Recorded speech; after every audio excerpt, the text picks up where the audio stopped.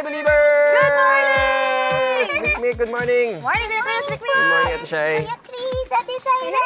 Yes, Eh, Mikmik. alam niyo po, may tinuro po sa aming kanta yung teacher ko.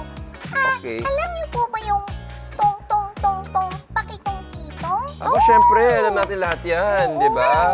Isa yan sa Visayan Children's Song na sumikat. Pero alam ito ng mga kabataan sa buong Pilipinas. Tama. At saka may hand movement pa nga yan eh, di ba? Oo. Mamaya, Mikmik, sasabayan kita sa pagkanta mo. Ay, yay! Sige po, Ate Shaira.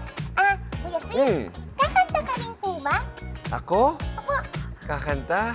Pwede naman, pero parang maganda siguro kung sabayan kita sa gitara.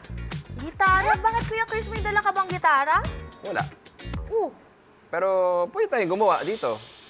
Okay, ito na ang mga kailangan natin para sa ating DIY na gitara. Rubber band, straw, tissue paper box, used toilet paper rolls, colored pens, glue gun, at gunting.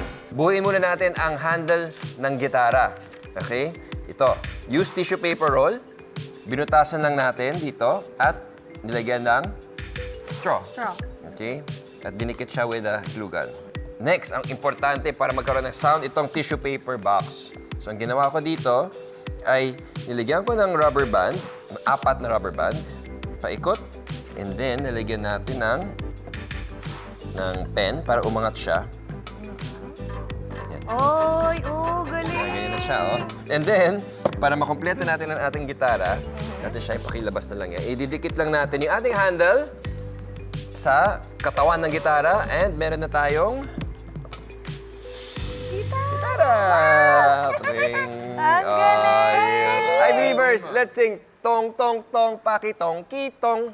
In 3, 2, 1, go! Tong, tong tong tong tong pakitong kitong. Kitong ay limango sa dagat. Malaki at masarap. Mahirap mahuli sapagkat namamagat. Mas mabilis!